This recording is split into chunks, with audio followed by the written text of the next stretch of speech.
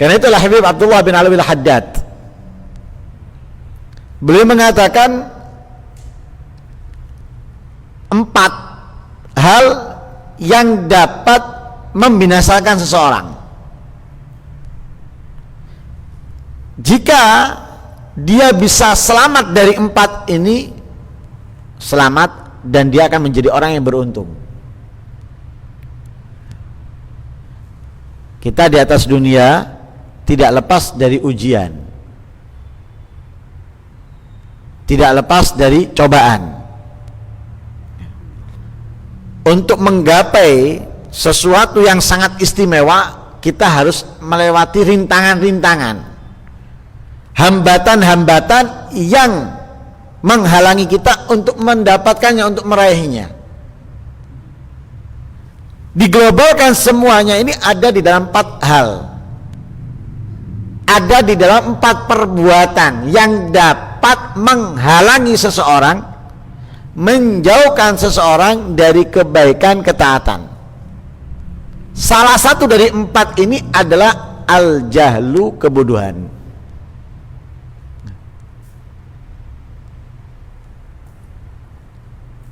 Sehingga kita dituntut menjadi orang yang pintar, bukan hanya pintar duniawi, bodoh ukhrawi.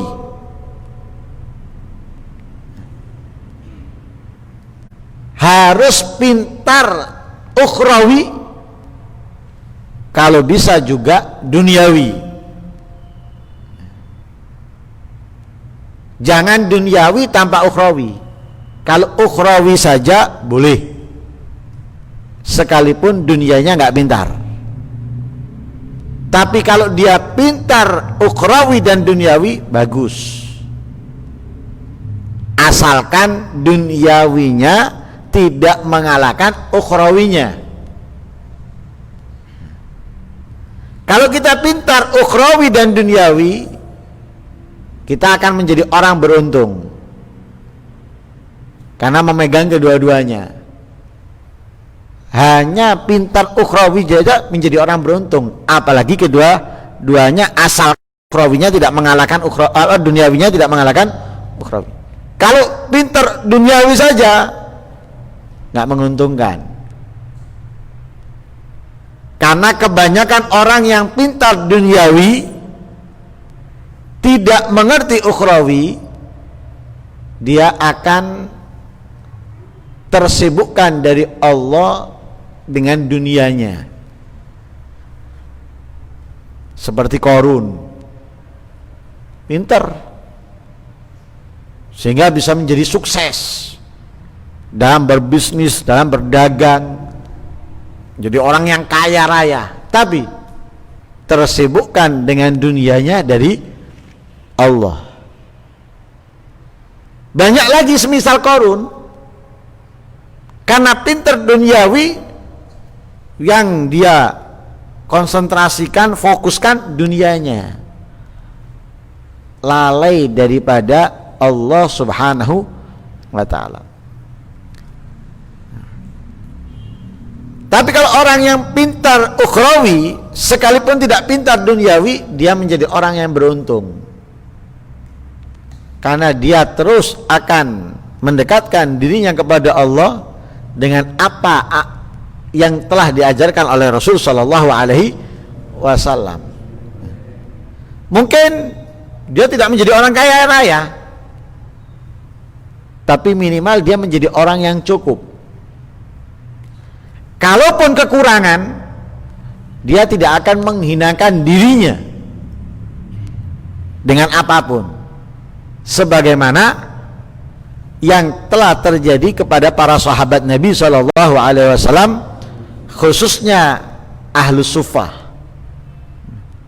Mereka kekurangan, tapi tidak sampai menghinakan dirinya dengan menjual keimanannya, atau menjual agamanya, atau menghilangkan harga dirinya. Dia jaga harga dirinya, dia jaga keimanannya, dia jaga keislamannya. Bahkan orang-orang yang tidak mengetahui mereka dianggap mereka adalah orang-orang yang cukup atau orang-orang yang mampu. Yahsabuhumul jahilu aghniya'a minat ta'rif aghniya'a minat ta'affuf. Orang-orang yang tidak mengetahui mereka dianggap mereka ini adalah orang yang cukup atau orang yang mampu.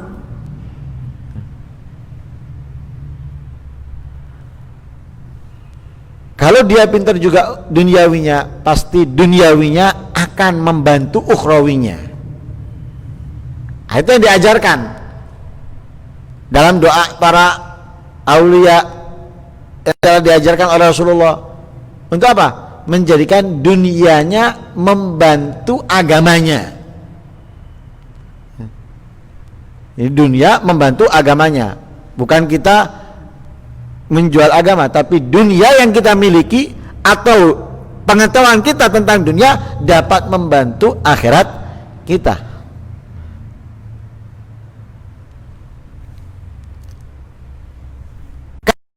Dan ini salah satu makhluk yang terburuk yang diciptakan oleh Allah Subhanahu wa taala. Dan Allah tidak menginginkan makhluk yang terburuk ini kecuali kepada makhluk yang paling dibenci oleh Allah. Ingat ini,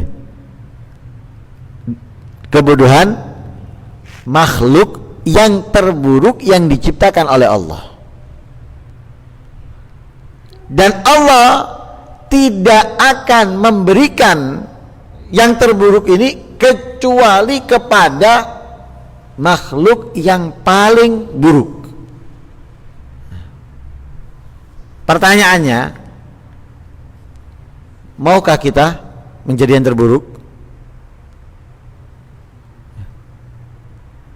Dan itu sudah disebutkan di dalam hadits qudsi.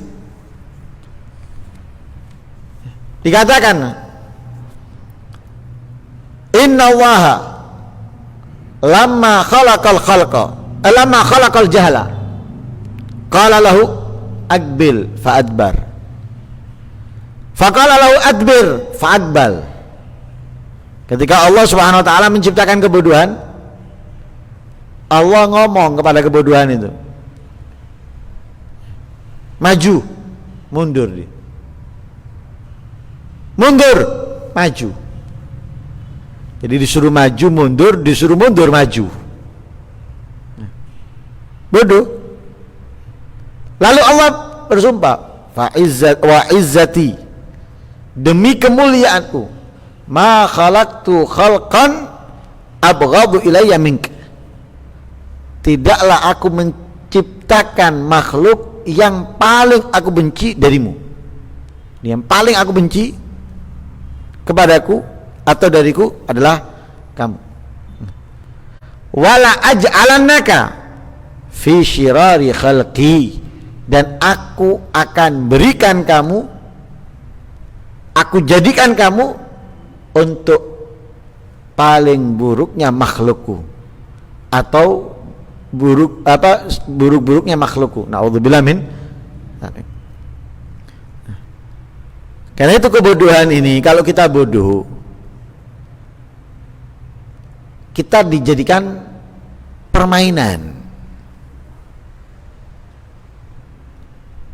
oleh musuh-musuh Allah atau orang-orang yang pintar duniawi tidak mengerti ukhrawi atau tidak memiliki ukhrawi.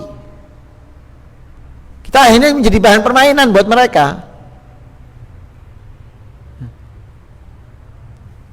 Kita akan mudah diadu domba di antara kita, sedangkan mereka asik tertawa, asik berbahagia, asik bermain. Jadi kita seperti permainan. Kasih gambaran. Ketika musimnya kampanye, siapa yang berantem? Hah? Mereka berantem? Gak ada mereka berantem. Siapa yang berantem? Orang-orang di bawah ini, orang-orang di luar ini. Dapat apa? Dapat emas, dapat intan, dapat permata, dapat kekayaan, dapat harta, berapa? 20.000. Berantem, mati-matian. Kenapa coba? Karena kebodohan. Lah kebodohan itu terus berulang. Terus berulang. Bayangkan setiap musim kampanye berantem dan berantem, padahal mereka tahu hasil setelahnya. Tapi terus terulang kepada mereka, dari mereka. Kenapa? Karena bodoh. Lah terkadang mereka itu ada yang sekolah, ada yang kuliah, ada yang lulus, tapi mudah diadu domba. Kenapa? Bodoh. Ini makanya harus pintar jadi orang itu. Nah kalau orang pintar itu dia tidak akan mudah percaya kecuali setelah ia membuktikan, setelah ia mengetahui, baru dia mengatakan. Contoh nih, saya contoh. Orang yang pintar itu nggak mungkin langsung menuduh, langsung menyalahkan, tapi dia melihat. Satu contoh nih, ayah. Kalau ayah itu pintar, ayah itu cerdas, ketika anaknya pulang nangis dari sekolahan, tanya kepada anaknya, kenapa nak? Dipukul ya sama teman. Kalau ayahnya tadi datang marah-marah, wah, ini ayah yang bodoh. Karena percaya dengan ceritanya anak. Kalau ayah yang cerdas, tanya dulu, ini katanya anak saya dipukul oleh temennya, saya kepingin tahu benar apa tidak, gimana ceritanya. Oh ceritanya seperti ini. Oh tahu ayahnya, mana yang salah, mana yang benar. Kalau ayahnya tahu kebenarannya mana yang benar, tetap anak orang lain dinasehati, bukan dimarahi. Anaknya dimarahi, itu ayah yang cerdas. Bukan anaknya orang lain dimarahi, anaknya dibelani. Ini ayah yang bodoh. Berarti mengajarkan apa? Mengajarkan anaknya untuk suka wadul, kemudian mengajarkan anaknya merasa akan dibantu orang tuanya. Nggak mandiri anaknya, nggak dewasa anaknya. Akhirnya tidak belajar untuk menghadapi sesuatu atau tanggung jawab dalam sesuatu. Tapi anaknya, ini ayah yang cerdas. Makanya kita harus cerdas. Kalau kita menjadi orang bodoh, kita akan dibodoh-bodohi dan kita akan hancur. Nah kebodohan ini secara akal atau secara syar'i mazmum, tercelah. Dan kita sendiri yang bodoh ini adalah musuhnya. Jadi kita musuh dari kebodohan kita. Jadi kita harus hilangkan kebodohan dari diri kita. Makanya kita harus belajar apa yang telah diajarkan oleh Rasul Shallallahu Alaihi Wasallam, agar kita mengerti bagaimana cara menjalankan dan kita bisa menjauh dari apa yang harus kita jauhi. Ya, mudah-mudahan Allah Subhanahu wa taala menjadikan kita orang-orang yang pintar, dan mudah-mudahan kepintaran yang diberikan oleh Allah membawa kepada keberkahan dalam kehidupan kita, menjauh dari kemaksiatan, kemungkaran. Amin Allahumma amin. Wassallallahu alaihi wasallam Muhammadin nabiyil ummi wa rasulillah. Alhamdulillahirabbil alamin.